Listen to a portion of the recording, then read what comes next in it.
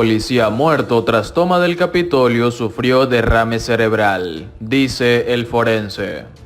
El policía que murió en enero tras el asalto al Capitolio de Estados Unidos por parte de partidarios del entonces presidente Donald Trump falleció por 2 derrames cerebrales, según el informe de la autopsia publicado el lunes que cita causas naturales.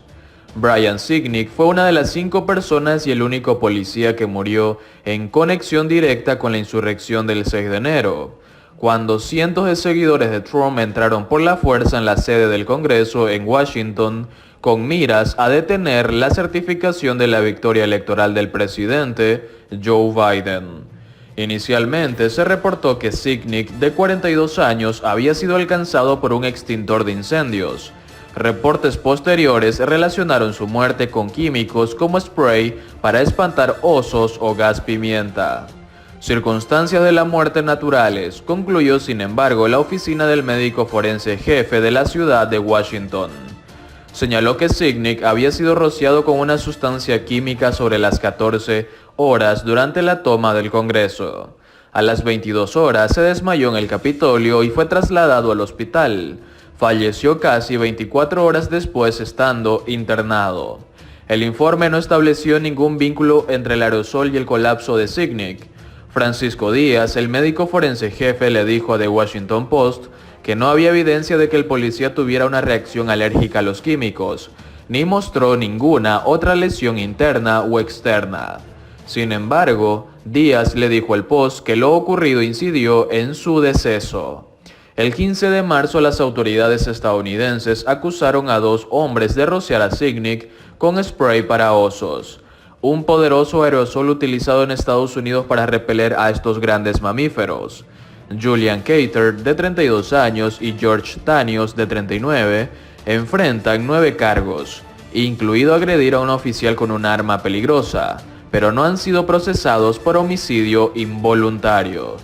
Otras 4 personas murieron en el marco de la toma al Congreso. Una manifestante abatida a tiros por un policía, Ashley Babbitt, y otras 3 por razones médicas distintas.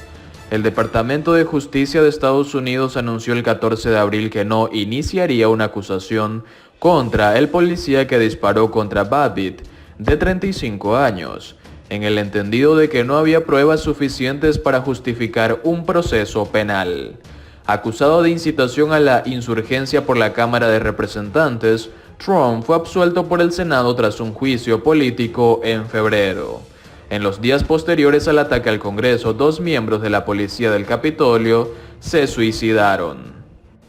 Pausar el uso de la vacuna de Johnson & Johnson por otra semana fue un error mortal.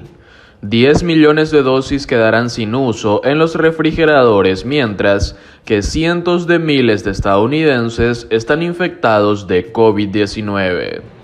Esta semana el Comité Asesor sobre Prácticas de Inmunización, ACIP, por sus siglas en inglés del Centro para el Control y la Prevención de Enfermedades CDC, no hizo ninguna recomendación sobre la vacuna Johnson & Johnson, lo que significa que la decisión inicial de los CDC de pausar la administración de la vacuna probablemente permanecerá vigente hasta al menos el próximo viernes.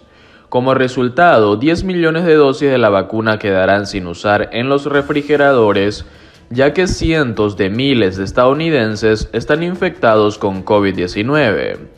A medida que siguen aumentando los casos y las hospitalizaciones en muchos estados, ralentizar las vacunaciones se ha convertido en un error mortal.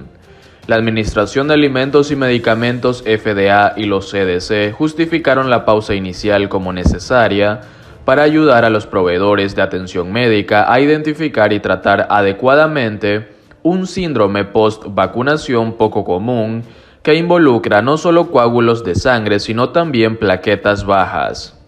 Tenían razón al compartir esa información, pero esa justificación de emergencia para realizar la breve pausa ya no existe. No hay evidencia de que los riesgos de la vacuna universalmente o incluso típicamente superen sus beneficios en la prevención de una enfermedad pandémica con consecuencias graves y desconocidas. Las agencias deben poner fin a la pausa, seguir compartiendo información y dejar que los pacientes decidan. En la reunión, el ACIP analizó los efectos secundarios de la vacuna con una transparencia admirable, pero no hubo un análisis riguroso de los riesgos de no estar vacunado. Más bien, insistió en que debido a que hay vacunas alternativas disponibles contra el COVID-19, vacunas de ARNM, las compensaciones son intrascendentes. Esto muestra una profunda desconexión con la realidad que enfrentan muchos estadounidenses. Cuando comenzó la pausa, millones de estadounidenses aún no eran elegibles para las vacunas. Y la elegibilidad universal el 19 de abril no significará acceso inmediato. Seguirán existiendo obstáculos para la vacunación, especialmente para las personas que no pueden viajar largas distancias. Esto socava la alegre afirmación de que el suministro ilimitado de otras vacunas hace que la pausa sea irrelevante. Además, la vacuna de Johnson & Johnson requiere solo una cita en un lugar de 2 y se puede administrar en entornos donde otros no pueden. La pausa ha obstaculizado los esfuerzos esenciales como el acercamiento a las personas mayores confinadas en sus hogares con un riesgo mucho mayor al COVID-19 que a la vacunación.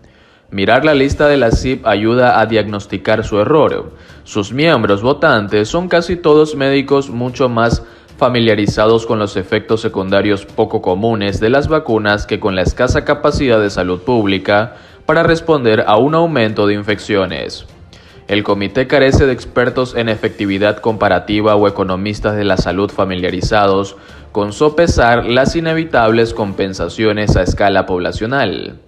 Nirav Shah, un miembro sin derecho a voto que representa la Asociación de Funcionarios de Salud Estatales y Territoriales, argumentó que no tomar una decisión equivale a tomar una decisión. Cualquier extensión de la pausa resultará invariablemente en el hecho de que las personas más vulnerables en los Estados Unidos, donde los principales candidatos de la vacuna Johnson & Johnson, seguirán siendo vulnerables. Sus súplicas quedaron sin respuesta. Lo que debe proporcionar el ACIP, pero probablemente nunca lo hará, es una estimación de cuánto de los cientos de miles de estadounidenses infectados con COVID-19 en los próximos días podrían haber estado protegidos si las vacunas de Johnson & Johnson estuvieran disponibles. Las hospitalizaciones y las muertes resultantes, probablemente concentradas en comunidades desfavorecidas, ocurrirán dentro de semanas y probablemente serán ignoradas por los medios de comunicación. Las noticias destacarán el tema de los coágulos de sangre después de la vacunación, pero no considerarán si una vacuna de una sola dosis podría haber protegido a una persona sin hogar que llegó a la sala de emergencias enferma de muerte por COVID-19 o haber prevenido un brote en sus refugios. La pausa de Johnson & Johnson refleja una mayor disfunción en nuestra respuesta al COVID-19. Los reguladores diseñan políticas para proteger de manera óptima a los más acomodados de la sociedad que puedan permitirse tomarse días libres en el trabajo, viajar para recibir vacunas y enfrentar los efectos secundarios 2 veces. Al igual que el consejo de los gobernadores de conducir a la playa para acceder a las vacunas, de tener el acceso a las vacunas de dosis única en las salas de emergencia y los refugios para personas sin hogar, ignora a los estadounidenses más vulnerables. Gran Bretaña adoptó un mejor enfoque cuando la vacuna de AstraZeneca provocó eventos adversos similares. Sus expertos examinaron los beneficios y las cargas de manera rigurosa y recomendaron que las personas menores de 30 años reciban diferentes vacunas. Esta política facilitó la logística del intercambio de vacunas, evitó dejar desprotegidas a las personas de alto riesgo y salvaguardar la confianza en las vacunas. En una pandemia, cada día cuenta. La FDA no ha eliminado la autorización de la vacuna, y la directora de los CDC, Rochelle Walensky, no está obligada por el no consejo de la CIP. Ella podría terminar con la pausa y restaurar el acceso para las personas que prefieren razonablemente la protección de una sola inyección del COVID-19 a los riesgos minúsculos de la vacunación. Si está respaldado por un análisis de riesgo-beneficio, los CDC podrían recomendar que ciertos subgrupos, por ejemplo adultos jóvenes sanos, esperen una vacuna alternativa.